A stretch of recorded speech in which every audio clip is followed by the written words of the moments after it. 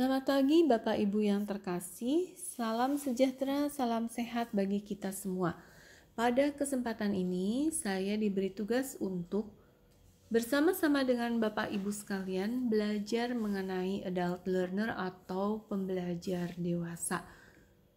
Topik ini sangat relevan dengan tugas kita sehari-hari sebagai dosen. Sebab kita tahu bahwa hampir semua mahasiswa yang ada di kelas kita itu merupakan pembelajar dewasa atau adult learner. Nah, sebelum masuk ke dalam topiknya secara lebih mendalam, pertama-tama saya mau menceritakan sebuah contoh. Saya berkenalan dengan seorang bernama Helen. Dia memperkenalkan diri begini. Ya, saya usianya 35. Saya adalah peneliti di pusat penelitian, tapi sejak setahun yang lalu itu saya harus juga mengajar staf laboratorium saya dan juga mengajar mahasiswa yang melakukan penelitian di tempat kami. Masalahnya adalah saya tidak pernah mendapat pelatihan formal khusus untuk mengajar. Jadi saya mengajar sebagaimana dulu saya diajar oleh dosen saya. Nah, kira-kira tips apa yang bisa saya minta agar saya dapat mengajar dengan lancar kepada para staf laboratorium maupun mahasiswa. Nah, sebetulnya pengalaman Helen ini hampir sama dengan pengalaman saya ketika saya baru saja menjadi dosen.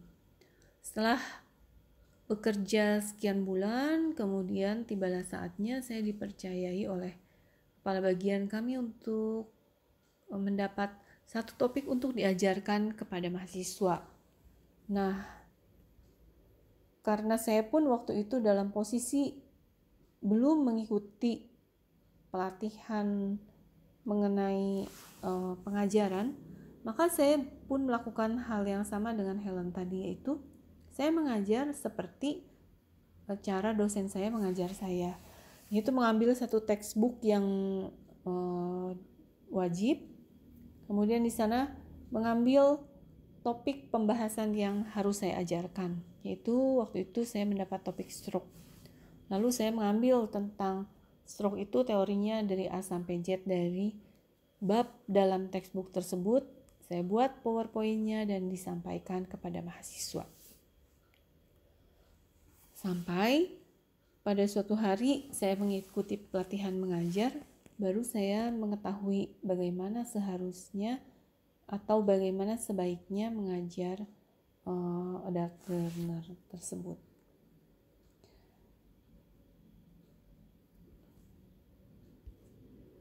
Nah, memang ketika mengajar kita itu mempunyai suatu dilema. Kalau kita belajar tentang bagaimana cara mengajar, maka berpusatnya adalah kepada diri kita sebagai dosen, dan kita mungkin mengembangkan keterampilan kita untuk mengajar, membuat perencanaan pembelajaran dan sebagainya. Tetapi kita lihat contoh di sini, ada dilema. Contohnya nih, bapak ini melihat hewan peliharaannya buang air kecil sembarangan nih di mebel. Dia jengkel. Sudah itu dia berpikir, bagaimana ya caranya mengajarkan si hewan ini supaya dia itu bisa buang air kecil pada tempatnya. Nah, kebetulanlah dia baru mengikuti pelatihan cara mengajar. Maka dia ingat bahwa pertama-tama harus membuat rencana pengajaran, kemudian yang terbaik itu katanya adalah active learning dengan memberikan contoh yang nyata kepada pembelajarnya. Maka dia sudah merencanakan, dia bawalah hewannya ke tempat di mana dia mau mendemonstrasikan bagaimana seharusnya buang air kecil. Seperti ini.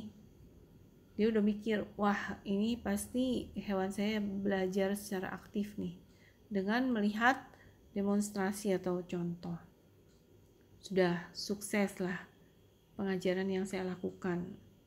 Lalu dia menunggu saatnya hewan tadi buang air kecil lagi untuk melihat hasil pengajarannya. Ternyata apa yang terjadi? Yang dipelajari oleh hewan tadi ternyata bukan seperti yang dimaksud oleh pengajarnya. Tadi bapak tadi sebenarnya mau mengajarkan bahwa buang air kecil harus di luar rumah, bawah pohon. Tapi yang ditiru oleh si pembelajar hewan ini adalah buang air kecil dengan cara berdiri. Nah, itulah. Hal ini bisa terjadi kalau kita hanya berfokus kepada metode dan kita melupakan siapa sih pembelajar kita, bagaimana karakteristiknya, dan bagaimana cara dia belajar. Ini yang bisa menyebabkan tujuan pembelajaran itu, capaian pembelajarannya tidak terpenuhi. Seperti cara saya ketika mengajar zaman dulu. Karena ketika kelompok kelas yang saya ajar dengan cara memberikan materi dari buku tadi, ketika ketemu lagi dengan saya di tahap profesi, ketika ditanya topiknya, dia bisa menjelaskan teoritis mengenai penyakit stroke yang saya ajarkan dulu. Tetapi ternyata dia tidak bisa menerapkannya untuk menjelaskan permasalahan yang dialami oleh pasien yang kami hadapi dan pasien tersebut stroke. Nah, itulah dilemanya kalau kita terlalu fokus kepada metode tanpa mengenali pembelajar kita. Karena itu pada sesi ini kita mau belajar mengenai adult learner ini. Kita mau mengenal karakteristiknya, menjelaskan bagaimana mereka belajar, kemudian menjelaskan strategi pembelajaran yang efektif bagi adult learner, dan bagaimana peran pengajar bagi adult learner. Sehingga akhirnya kita bisa menerapkan ilmu ini dalam praktek sehari-hari dengan cara memilih strategi dan metode pengajaran yang efektif dan sesuai untuk adult learner. Nah, Bapak Ibu dan teman sejawat sekalian, tentunya termasuk sebagai adult learner dan mempunyai beberapa karakteristik yang khas.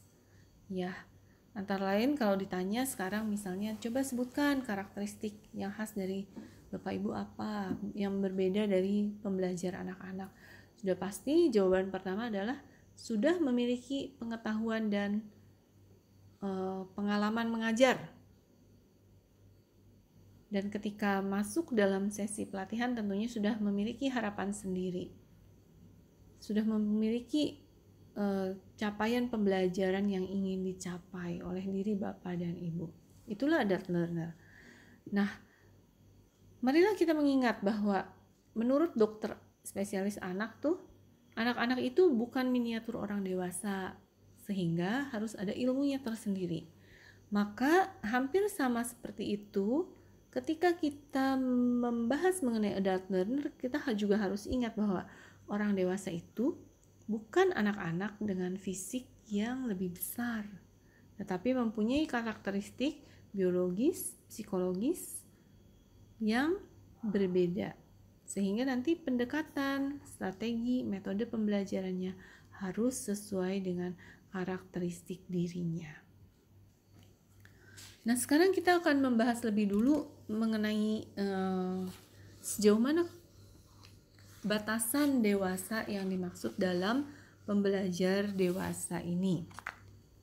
Nah, yang dimaksud dewasa di sini adalah dewasa dalam hal kesiapan belajar yang secara tidak langsung itu berkaitan dengan kedewasaan secara psikologis, di mana seseorang itu sudah bisa bertanggung jawab atas hidupnya dan dapat mengarahkan diri sendiri.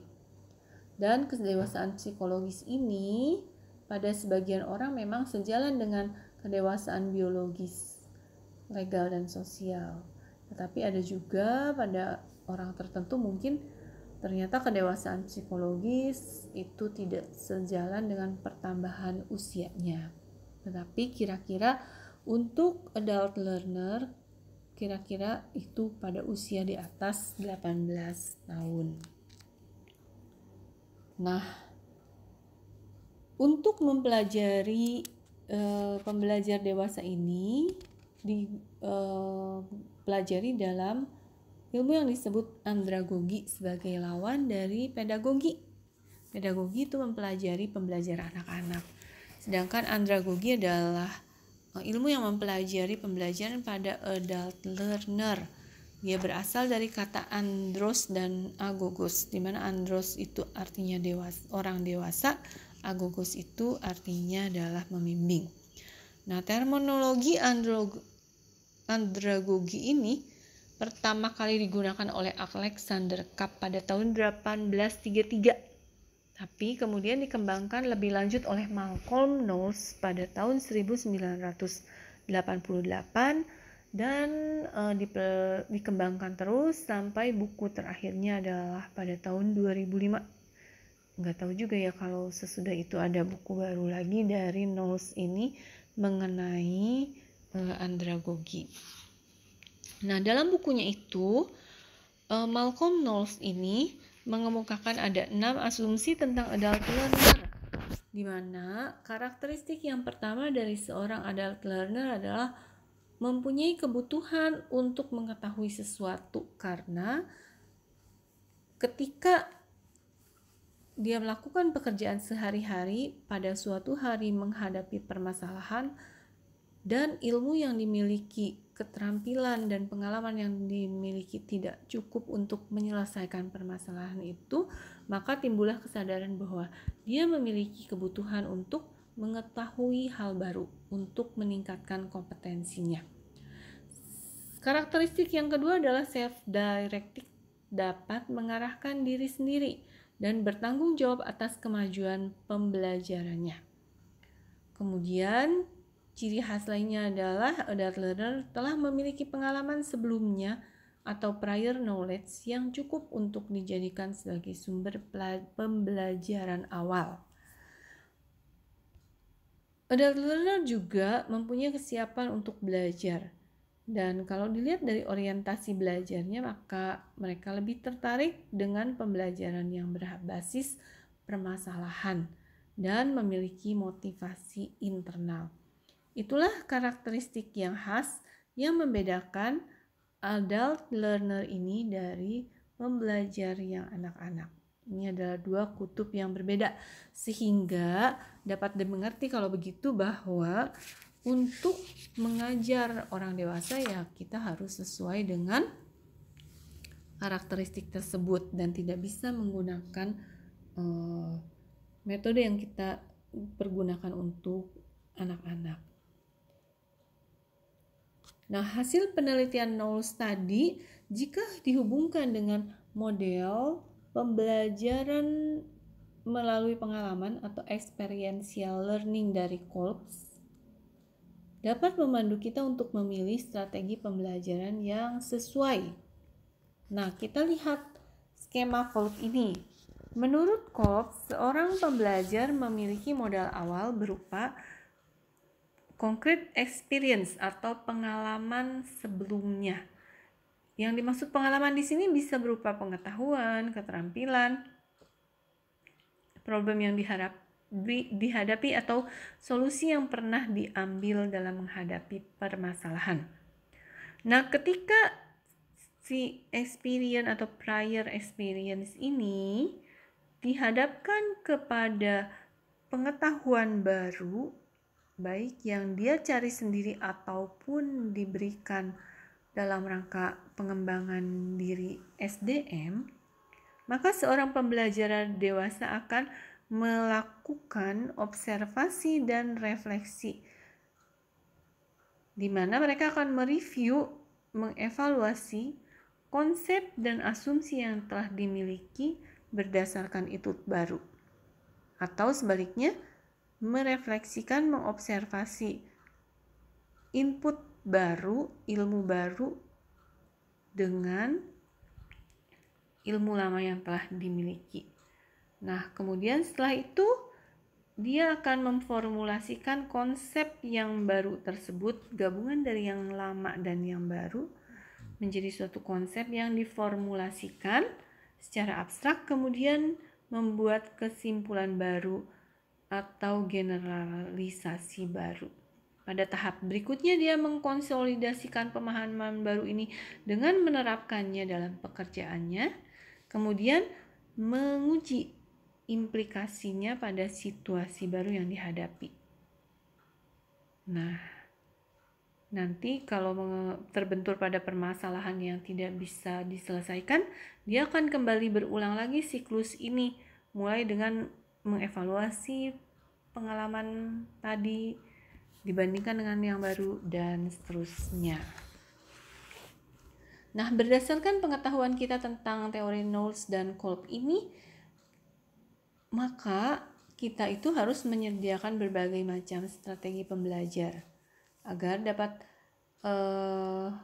memfasilitasi para pembelajar dengan berbagai metode tadi, ya. Dan yang terpenting adalah karena kita sudah mengetahui bahwa pembelajar dewasa itu mempunyai kebutuhan untuk mengetahui sesuatu berdasarkan masalah yang dihadapi, maka yang pertama kita harus menjelaskan topik atau materi pembelajaran itu dengan memberikan contoh kasus atau permasalahan yang dihadapi. Yang kedua, karena dia bersifat self-directed, maka kita harus memfasilitasi pembelajaran ini agar bisa mengambil peranan dalam mencapai capaian pembelajarannya. Caranya adalah dengan menuliskan capaian pembelajaran kita dengan eksplisit dan mempublikasikannya kepada peserta didik kita, sehingga dia mengetahui, oh inilah capaian pembelajaran yang harus saya capai dan saya berusaha untuk mencapainya. Jadi ada usaha dari diri si peserta itu kalau capaian pembelajaran itu kita beritahu. Kemudian karena tadi ya kesiapan untuk belajarnya dan orientasinya lebih ke arah yang berbasis permasalahan karena kebutuhan pekerjaannya, jadi pembahasan kita juga harus kontekstual dalam hal yang terkait dengan pekerjaan atau permasalahan yang dihadapi. Kemudian supaya pembelajarannya lebih efektif lagi, maka kita harus menjelaskan indikator tercapainya capaian pembelajaran pada topik yang kita ampu agar para peserta dapat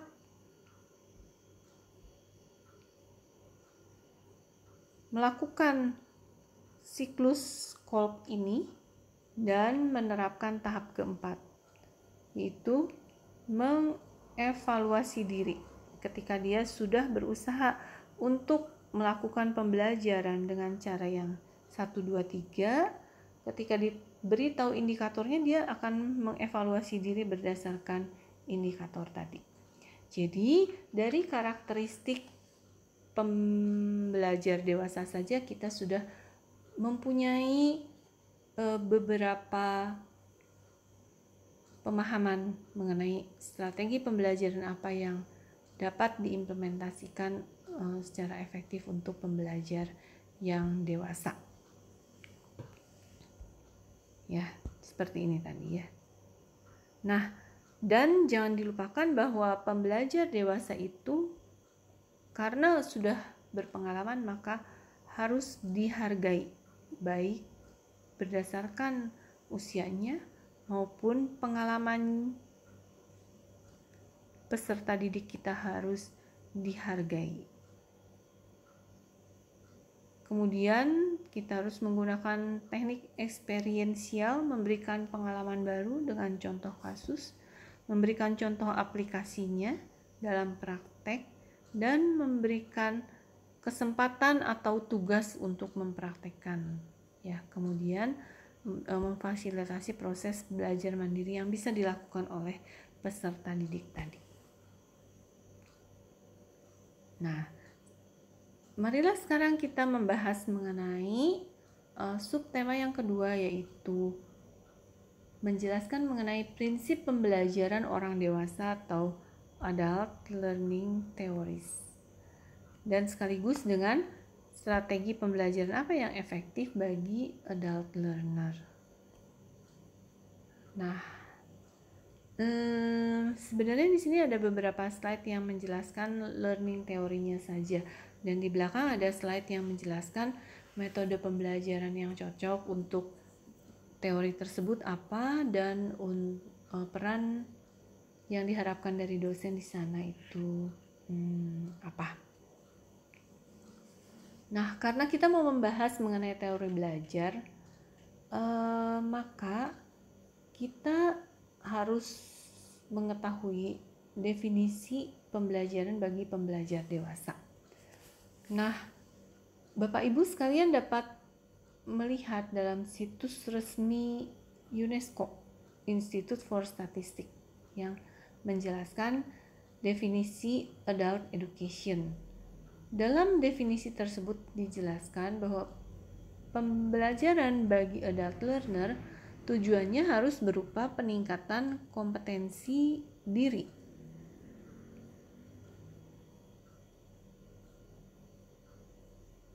Maka di sini kita akan membahas mengenai beberapa adult learning theories dan bagaimana dapat kita manfaatkan teori ini untuk meningkatkan kompetensi para pembelajar kita dengan metode yang sesuai.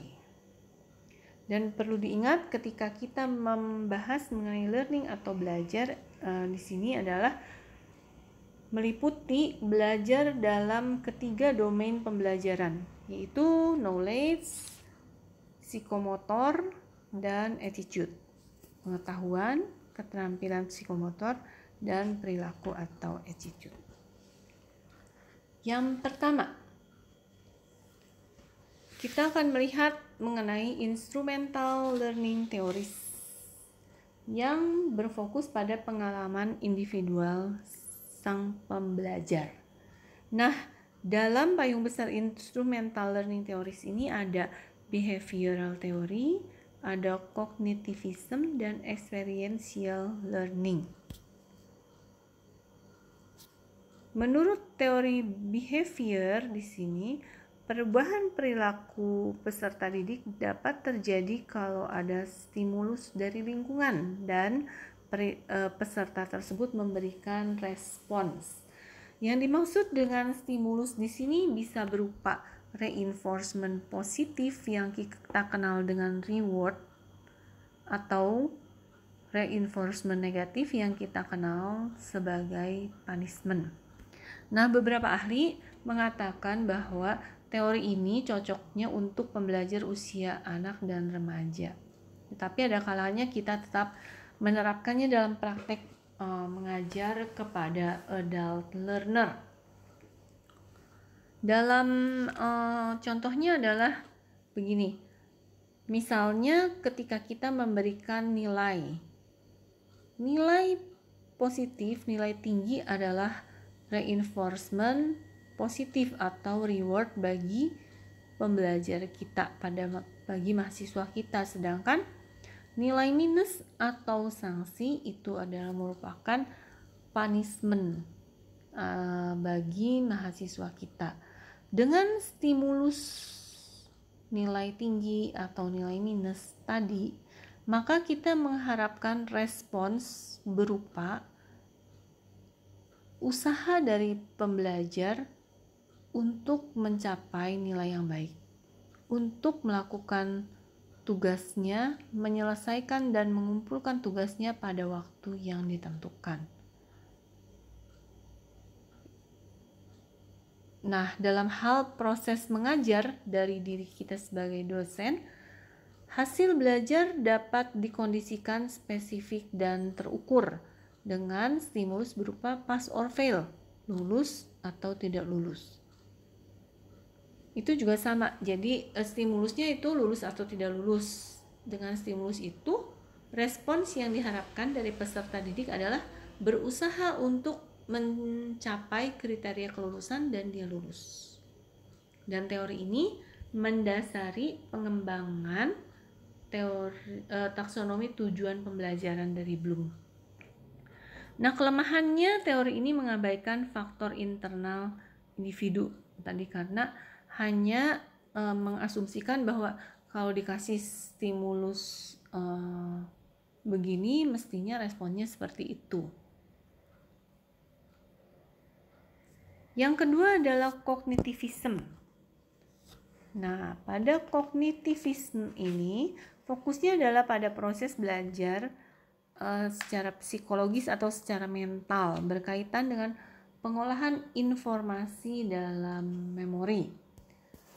Menurut teori ini, seseorang memiliki skema memori yang berisi pengetahuan yang sudah dimiliki sebelumnya. Jadi kan si black box memorinya itu nggak kosong, tetapi ada pengetahuan memori tentang keterampilan yang sudah ada di sana. Nah, kalau seseorang mendapat informasi baru, maka akan dibandingkan dengan isi skema atau black box tadi. Kalau informasi baru itu bermakna, bisa dipraktekkan, berguna untuk dia karena menambah kompetensinya dari menambah pengetahuan yang lamanya, maka akan terjadi pemahaman yang mendalam dan informasi tersebut diretensi lebih lama. Dan di sini pengajar diharapkannya untuk memfasilitasi proses belajar dengan menciptakan momen yang memicu proses penyimpanan informasi, memori, persepsi, refleksi, atau metakognisi. Misalnya, kalau kuliah dengan cara yang interaktif atau mengadakan sesi khusus untuk membahas kasus, misalnya mengadakan simulasi, studi kasus.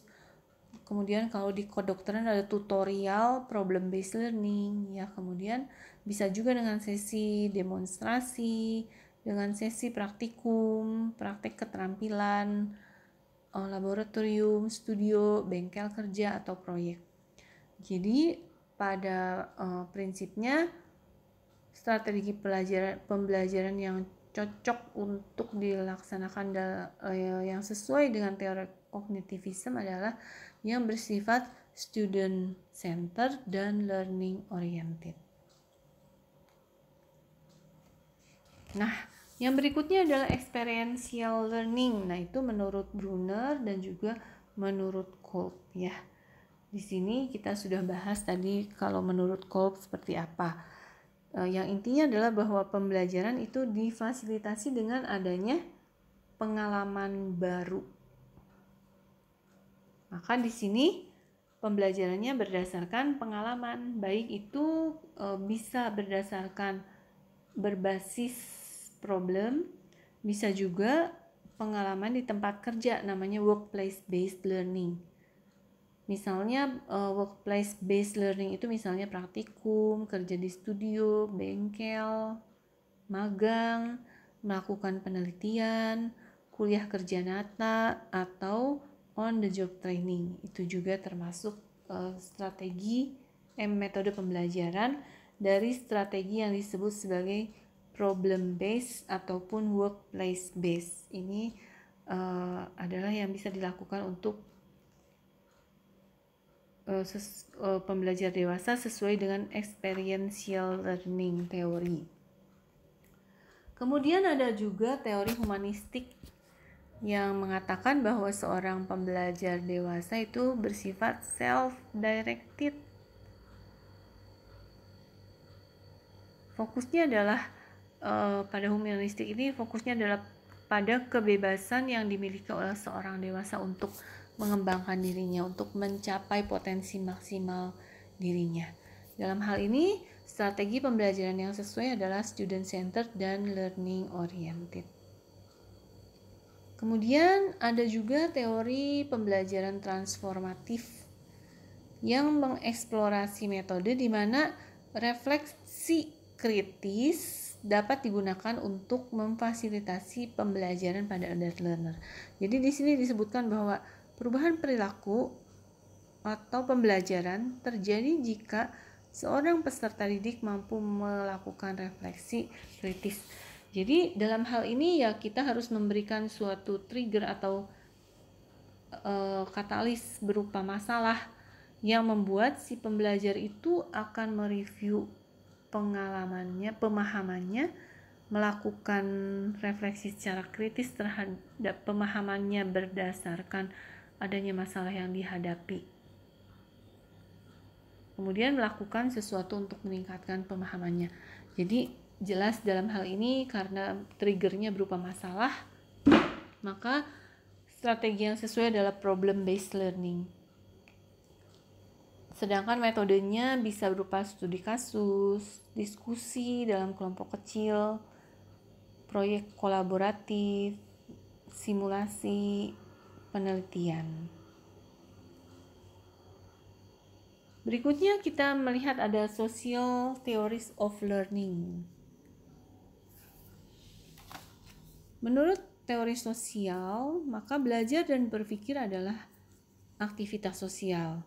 Dan dua elemen terpenting dalam belajar adalah konteks dan komunitas. Komunitas di sini bisa berupa komunitas tempat seorang pembelajar itu ditempatkan agar belajar dari pengalaman, ataupun komunitas praktek atau komunitas belajar. Jadi semacam kelompok studi, kelompok kecil. Sehingga strategi pembelajaran yang cocok adalah community based, karena ini harus berbasis komunitas, di mana komunitas di sini adalah bisa berupa komunitas yang akan dilayani dalam pekerjaannya. Misalnya nih, studi di komunitas tertentu, misalnya kerja magang, KKN ya, atau komunitas dalam situasi simulasi, jadi disimulasikan saja. Bisa juga tadi berupa komunitas praktek atau komunitas belajar, ya, berupa kelompok-kelompok belajar, kelompok mentoring, kelompok diskusi, atau bisa berupa pemberian tugas berkelompok atau tugas kolaboratif. Nah, kemudian ada lagi teori motivational model. Nah, menurut motivational model di sini belajar itu akan terjadi jika seseorang mempunyai motivasi internal dan mempunyai 3 kebutuhan dasar yang ingin dipenuhi oleh si pembelajar itu, yaitu kebutuhan untuk memperoleh otonomi, untuk memperoleh rekognisi, yang kedua untuk meningkatkan kompetensi, dan yang ketiga adalah mempunyai relatedness atau rasa terhubung dengan pengajarnya. Ya, jadi motivasi di sini penting sekali untuk proses belajar, ya. Dan dalam hal motivasi itu tadi ada 3 faktor yang saling berhubungan, yaitu kemampuan untuk mengevaluasi diri sendiri, bagaimana sikap si pembelajar terhadap pendidikan, dan pentingnya tujuan yang ingin dicapai dan ekspektasi dari pembelajar tersebut. Nah, menurut motivational model ini, maka strategi pembelajaran yang sesuai adalah yang bisa meningkatkan rasa diakui, meningkatkan rekognisi pribadi dari si pembelajar. Misalnya kalau itu berada dalam suatu kelompok studi yang saling menghargai, kemudian dosennya juga menghargai pembelajar tersebut. Di sini harus ada rasa relatedness, dan ini sesuai untuk dilakukan dalam kelompok-kelompok kecil. Dan strategi yang sesuai tentunya bersifat student centered, karena di sini kan menekankan pentingnya motivasi internal dari studentnya. Jadi student centered, learning oriented. Kemudian kita lihat model pembelajaran yang berikutnya, yaitu reflective model. Nah, menurut reflective model ini, kemampuan untuk melakukan refleksi atas performa sendiri akan mendorong seseorang untuk berubah ke arah yang baik, sehingga dia ingin meningkatkan kompetensi, ingin belajar lagi. Dan refleksi itu bisa refleksi terhadap aksi yang dilakukan atau reflection in action. Ini salah ketik ya, harusnya reflection in action, yaitu refleksi sambil melakukan tindakan tertentu. Nah, dalam hal ini selain kemampuan refleksi diri yang timbul secara internal, kemampuan refleksi juga bisa ditingkatkan dengan pemberian feedback baik dari peer groupnya maupun dari pengajarnya, sehingga strategi yang sesuai di sini adalah self assessment, peer assessment, dan constructive feedback. Nah, teori yang terakhir adalah constructivism. Menurut teori ini hampir sama dengan teori experiential learning dari Kolb tadi, yaitu proses belajar dibentuk berbasis prior knowledge. Ya, jadi kita sebagai pengajar itu semacam fasilitator yang harus memfasilitasi proses belajar, memberikan pengalaman belajar yang memberikan gap antara prior knowledge-nya pembelajar dengan pengalaman baru yang kita berikan. Di sini maka pengajar itu harus mendorong pembelajar untuk belajar secara aktif melalui problem yang dihadapi yang kita berikan dalam berdiskusi dengan kelompoknya. Jadi strategi yang sesuai adalah student centered ataupun problem based learning. Dan metodenya bisa berupa diskusi kelompok, pemberian tugas kolaboratif, studi kasus, membaca artikel terkini. Ya, dalam membaca artikel tuh bukan hanya membaca, tapi dipresentasikan dan kita berikan feedback sehingga dia akan mengkonstruksikan pengetahuan baru berdasarkan prior knowledge-nya ditambah dengan ilmu baru dari artikel tersebut. Jadi kita telah membahas mengenai strategi pembelajaran,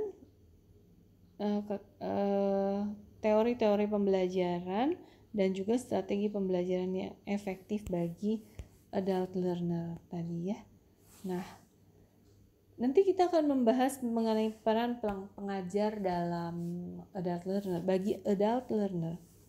Kalau kita lihat di sini, pada pembelajaran anak dan remaja yang mempunyai karakteristik tergantung dari gurunya, tidak bisa mengambil keputusan tentang konten apa yang mau dia pelajari. Dia benar-benar tergantung kepada gurunya, namanya teacher centered. Kontennya ditentukan oleh gurunya, namanya content oriented. Maka peran pengajar di sini didaktik, memberi instruksi, dan posisi guru adalah lebih tinggi. Jadi sifatnya adalah semacam memberi ceramah, bersifat didaktik dan instruksional. Nah, sedangkan pada pembelajar dewasa tadi kan yang cocok adalah pembelajaran student centered atau learner centered, learning oriented, mementingkan proses pembelajaran dan juga berbasis permasalahan, karena pembelajar dewasa tadi berangkat dari masalah, dia menyadari ada kebutuhan untuk menambah ilmu baru. Jadi yang sesuai adalah problem based. Kemudian experiential tadi ya, sesuai dengan learning cycle dari Kolb tadi. Di sini peran pengajar itu berarti bukan hanya didaktik atau memberikan instruksi, tapi banyak perannya, karena strategi pembelajarannya banyak dan metodenya juga banyak tadi ya. Dari student center itu kan bisa berupa diskusi kelompok, tugas kolaboratif, studi kasus, membaca artikel. Kemudian untuk experiential itu bisa workplace based learning ya. Dengan metodenya itu bisa kuliah kerja nyata, magang, studi di komunitas dan sebagainya. Jadi strategi dan metode pembelajarannya banyak sehingga di sini peran pengajar atau dosen itu banyak. Tidak hanya memberikan kuliah, tapi harus memfasilitasi pembelajaran dengan berbagai cara dan menciptakan pengalaman pembelajaran, menciptakan experience-nya supaya dapat dilakukan experiential learning. Nah, kita akan melihat 12 pengalaman, 12 peran pengajar bagi adult learner nanti. Nah, ini kita tadi sudah membahas bersamaan dengan teori belajar tadi ya. Jadi sudah dibahas bahwa untuk yang behavioral itu yang sesuai dalam metode teacher centered dan biasanya ini digunakan untuk undergraduate teaching ataupun pada continuing professional development atau CPD. Jadi pada semacam seminar-seminar seperti itu. Cocok dilakukan dengan teacher centered. Fokus pengajar adalah mengontrol lingkungan dengan cara menciptakan stimulus dan menilai respon. Jadi di sini pengajarnya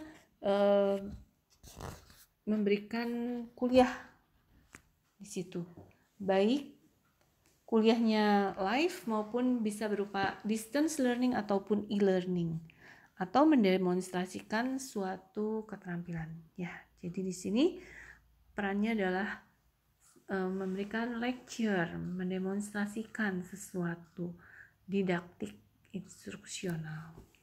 Nah, yang kedua, sesuai dengan teori kognitivism, maka sudah kita bahas tadi bahwa metode pembelajaran yang sesuai adalah student centered dan learning oriented. Walaupun di sini masih bisa diberikan kuliah, tetapi haruslah kuliah yang interaktif. Jadi berbeda dengan kuliah yang diberikan kalau kita mengajar dalam lingkungan yang misalnya seminar berdasarkan behavioral theories ini. Jadi kita memberikan stimulus berupa kuliah saja, satu arah. Kalau untuk kognitivism karena kita mengetahui bahwa pembelajaran itu terjadi di dalam diri si pembelajar berdasarkan skema memori yang udah ada sebelumnya, ditambah informasi baru, dia olah menjadi pembelajaran, menjadi hal baru, keterampilan baru. Maka udah jelas bahwa di sini strateginya adalah student centered learning oriented. Kalau kuliah itu harus interaktif, harus mengikut sertakan di dalam sesi kuliah itu adanya diskusi kasus dan harus ada sesi khusus untuk misalnya simulasi di dalam kuliahnya atau setelah ceramah kemudian diikuti dengan ada praktik laboratorium, praktik keterampilan seperti itu. Nah, fokus pengajar di sini adalah setelah memberikan pengajaran dan demonstrasi, nah dia juga karena ini berkaitan dengan proses yang harus terjadi dalam diri pembelajar, maka sebenarnya dosen di sini harus menjadi seorang perancang kurikulum juga, karena harus menyusun tujuan pembelajarannya secara eksplisit sesuai dengan karakteristik belajar dewasa, maka harus diberitahukan capaian pembelajarannya harus dicapai, kemudian merancang dan menciptakan lingkungan pembelajaran yang sesuai. Misalnya kalau kuliah interaktif harus ada diskusi kasus, maka harus menyiapkan kasusnya. Dan di sini selain memberikan kuliah, maka pengajar juga bersifat sebagai fasilitator. di sini di yang ini ya. Dan tentu saja sebagai evaluator mengevaluasi hasil pembelajaran. Nah, berikutnya yang menurut eksperiensial tadi, karena belajar berdasarkan pengalaman. Maka di sini problem based dan work based. Ya, ini bisa dilakukan baik untuk undergraduate, pendidikan profesi, graduate, juga pada CPD atau berupa seminar atau workshop untuk meningkatkan keterampilan. Jadi ya.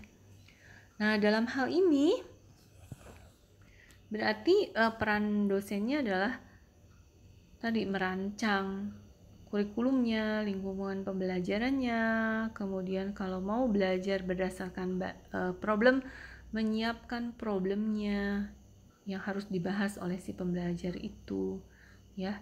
Jadi di sini juga menentukan capaian pembelajarannya secara eksplisit, mempublikasikan agar peserta didiknya tahu, kemudian berfungsi juga sebagai fasilitator dalam diskusi-diskusi kelompok, seandainya itu ada diskusi kelompok kecil, kemudian menjadi mentor, menjadi instruktur dalam kerja magang, dalam penelitian, kemudian juga sebagai role model, dan di sini juga sebagai evaluator mengevaluasi hasil pembelajaran. Untuk strategi pembelajaran yang sesuai dengan teori humanistik itu menggunakan strategi student centered learning oriented pembelajarannya, ya. Dan di sini pengajarnya sebagai fasilitator dan perancang kurikulum. Nah, yang berikutnya adalah strategi yang sesuai dengan teori transformative learning. Itu bisa berupa problem based learning tadi kan, berbasis kasus, studi kasus, proyek kolaborasi, simulasi, penelitian. Karena itu semua adalah nanti berbasis kepada masalah. Bisa juga contohnya adalah diskusi kelompok kecil ya dalam tutorial kalau di kedokteran dan kedokteran gigi ya. Di sini peran dosen itu sebagai fasilitator mendorong pembelajar untuk menganalisa dan mendiskusikan asumsinya dan mengujinya. Ya, karena dalam hal ini dosen juga harus menentukan tujuan pembelajaran, merancang kasus yang mau diberikan, merancang kurikulumnya, ya, mengetahui tahap-tahapannya. Tahapan pembelajaran yang transformatif itu yang pertama mengalami masalah dulu, mengevaluasi diri, kemudian mempunyai pemahaman yang baru. Nah, berdasarkan social learning theories di sini itu harus berbasis komunitas, baik komunitas yang kelak menjadi dunia kerjanya ataupun komunitas belajar, misalnya kelompok kecil untuk studi, kelompok mentoring, tugas kolaboratif ya, kemudian misalnya laboratorium keterampilan ya, atau pada mahasiswa profesi itu ada namanya bedside teaching di komunitas klinik, real setting di klinik beneran ya. Nah, dalam hal ini peranan dosen adalah merancang metode pembelajaran, merancang lingkungan pembelajarannya, ya, kemudian sebagai instruktur mengajar, mendemonstrasikan keterampilan, tapi juga sebagai fasilitator memfasilitasi pembelajaran, sebagai role model memberi contoh kepada mahasiswa, dan juga mengevaluasi hasil pembelajaran. Nah, menurut motivational model, di sini kan sifatnya pembelajarannya adalah student centered dan learning oriented, dan bisa salah satu contohnya metode yang baik adalah pemberian feedback.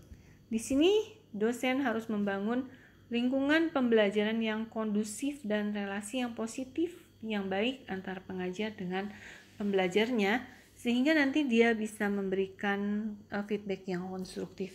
Jadi memberikan umpan balik itu untuk membangun, jadi bukan untuk menjatuhkan si pembelajar, dan itu harus diperhatikan. Untuk yang reflektif model itu juga sama, berupa konstruktif feedback, maka peran dosen di sini juga sama. Dan yang terakhir adalah pada konstruktivism. Di sini strategi yang sesuai adalah student centered dan problem based learning. Bisa dilakukan dalam metodenya diskusi kelompok, tugas kolaboratif, membaca artikel ilmiah terkini, studi kasus. Dalam hal ini, dosen itu merancang kurikulumnya, menentukan tujuan pembelajaran, mempublikasikannya, menyiapkan problem yang mau dijadikan bahan pembelajaran, kemudian juga sebagai fasilitator dan sebagai evaluator mengevaluasi hasil pembelajaran. Nah, dari strategi-strategi pembelajaran dan metode pembelajaran yang sesuai dengan teori pembelajaran, maka kita lihat bahwa ada beberapa rekomendasi yang dianjurkan untuk dilakukan ketika kita menghadapi adult learner. Yang pertama, tujuan atau capaian pembelajaran harus eksplisit dan dipublikasikan kepada peserta. Contohnya adalah pada awal sesi ini, kalau kita kembali ke slide yang awal di depan, tadi juga saya sudah mencantumkan secara eksplisit capaian pembelajaran. Ya, gunanya adalah tadi untuk memfasilitasi peserta agar dia mengetahui capaian pembelajaran dan berusaha untuk mencapainya. Kemudian yang kedua, rancanglah sesi pembelajaran sedemikian sehingga peserta didik kita dapat berusaha mencapai tujuan atau capaian pembelajaran topik kita.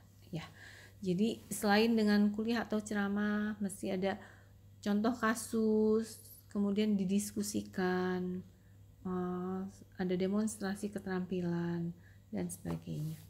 Kemudian pembahasan teoritis harus kontekstual dan praktikal, dapat dipraktekkan dan berada dalam konteks yang sesuai dengan pembelajarannya, dan bisa menjadi suatu pilihan solusi dalam menghadapi permasalahan.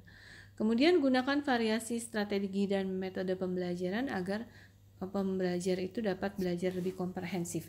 Jadi kita lihat tadi dari berbagai macam teori, kita dapat mengambil kesimpulan bahwa pembelajaran yang sesuai bagi adult learner itu adalah yang bersifat student centered, strateginya ya kan, learning oriented, problem based, workplace based, pembelajaran di tempat kerja, community based, dan metodenya bisa berupa kuliah interaktif dengan demonstrasi oleh dosen, diskusi kasus, studi kasus, simulasi, kemudian ada kelompok diskusi, kelompok mentoring, kelompok tutorial, praktik di laboratorium, kemudian studio, bengkel kerja, proyek, kerja magang, penelitian, kuliah kerja nyata, on the job training, kemudian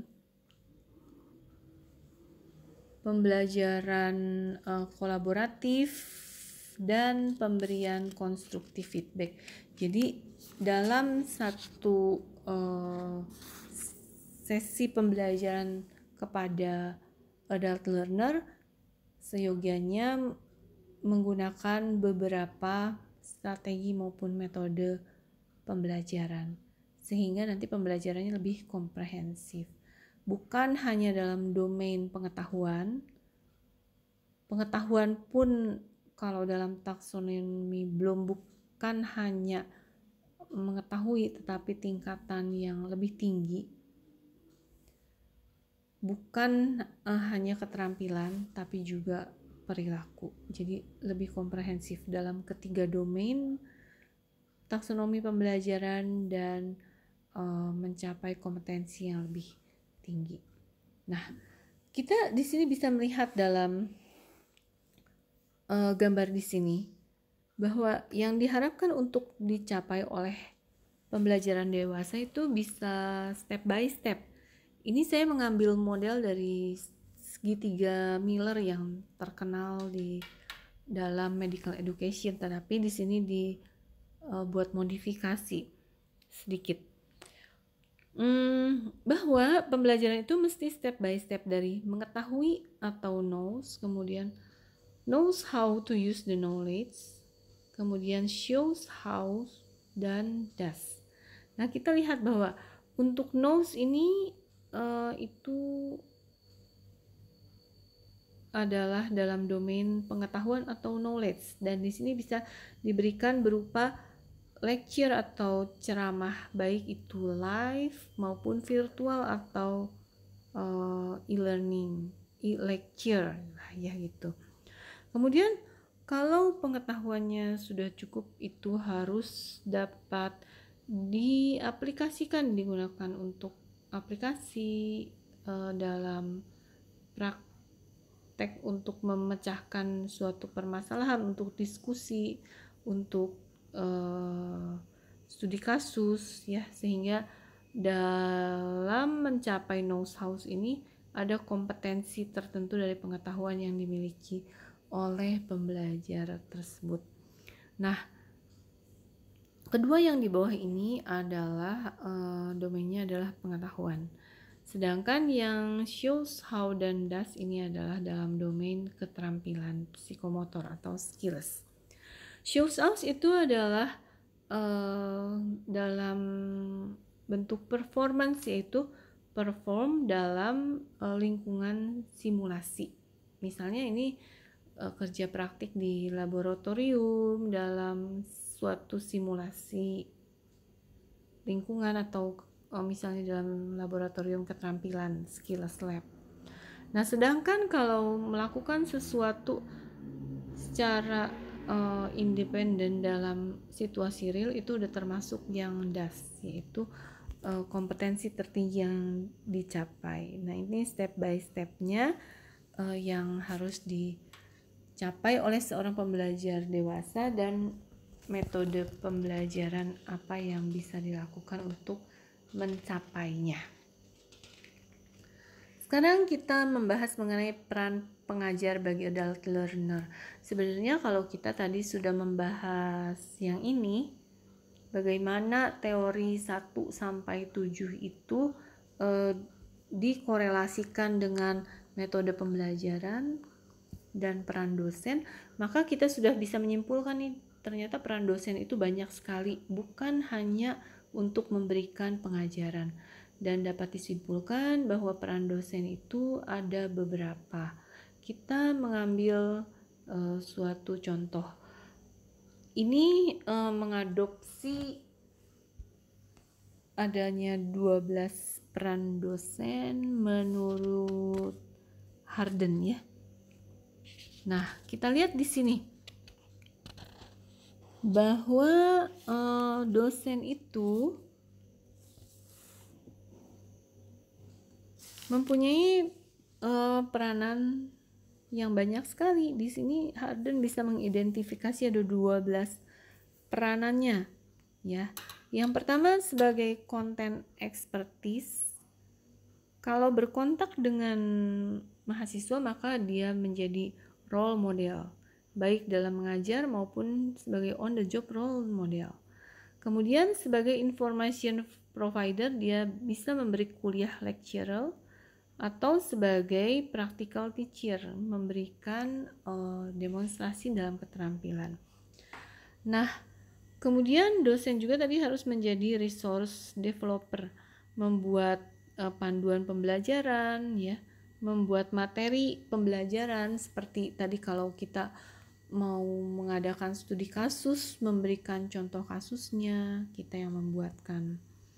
Nah, kemudian selain sebagai content expertise, nah seorang dosen juga harus mempunyai teaching expertise, sehingga perlulah mengikuti pelatihan semacam pekerti ini agar mempunyai kompetensi dalam mengajar, termasuk sebagai perencana pengajaran, kurikulum planner maupun course organizer. Kemudian bisa juga menjadi asesor, baik itu mengakses atau mengevaluasi kurikulum maupun mengakses mahasiswanya, dan juga di sini harus menjadi fasilitator sebagai mentor maupun fasilitator dalam pembelajaran. Jadi banyak sekali peranan dosen yang harus dilakukan ketika menghadapi adult learner, dan dalam perjalanan kita ketika dalam sesi-sesi pembelajaran, baik kuliah, baik laboratorium, baik dalam sesi yang lain, kita harus selalu mengingat peran apa yang sedang saya jalankan di sini. Misalnya kalau kuliah interaktif berarti saya sebagai lecturer, tapi juga menjadi role model.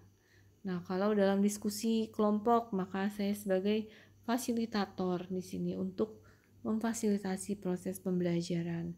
Tetapi dosen juga tadi berfungsi untuk mengembangkan, merencanakan capaian pembelajaran, merencanakan strateginya apa, itu termasuk dalam kurikulum planner dan course organizer. Kira-kira seperti itulah peran dosen atau peran pengajar bagi adult learner ya. Nah, dengan demikian selesailah materi kita pada hari ini, dan diharapkan kita semua dapat menerapkan dalam praktek dengan mengingat tadi beberapa rekomendasi berdasarkan karakteristik adult learner, pembelajar kita, dan pengetahuan kita mengenai bagaimana sih seorang dewasa itu belajar. Sebagai kesimpulan, marilah kita mengingat kembali bahwa adult learner memiliki karakteristik yang berbeda dari pembelajar anak dan remaja. Perbedaan tersebut harus kita ketahui dan kita hargai, dan kita gunakan dalam rangka memfasilitasi pembelajaran bagi mereka dengan lebih baik. Yang kedua, untuk meningkatkan keberhasilan belajar dari pembelajar kita atau adult learner, kita harus mendorongnya untuk mengambil peranan aktif untuk mencapai tujuan pembelajarannya, mencapai goal dari setiap pembelajaran, baik itu dalam mata kuliah, dalam suatu topik. Hal ini dapat dilakukan dengan memberikan informasi mengenai capaian pembelajaran itu secara eksplisit, dipublikasikan, diberitahukan kepada pembelajar kita. Kita beritahukan juga indikator tercapainya hal tersebut sehingga dia bisa secara aktif berusaha untuk mencapainya. Kemudian yang ketiga, bagi adult learner, pengetahuan dan keterampilan harus diajarkan secara kontekstual, secara praktikal, dan berbasis permasalahan. Kemudian agar dapat belajar secara lebih baik, maka kita menggunakan variasi strategi dan metode pembelajaran sesuai dengan sesi yang kita rancang. Mungkin nanti akan dibahas oleh narasumber yang lain ketika membahas desain instruksional, ketika membahas micro teaching. Dan perlu diingat bahwa mengapa dalam pelatihan semacam pekerti ini kita diberikan banyak materi dan kita harus mencapai capaian pembelajaran yang banyak, termasuk membuat kurikulum, menyusun KKNI, menyusun RPS, menyusun RPP, menyusun melakukan micro teaching. Semua itu tidak lain tidak bukan karena kita sudah mengetahui tadi seorang pengajar dalam menghadapi adult learner mempunyai banyak peran yang harus dilakukan, dan semuanya itu akan kita lakukan untuk memperbaiki pengajaran kita untuk melayani para mahasiswa. Sebenarnya sekian sampai di sini. Selamat mempraktekkan teori ini. Selamat siang.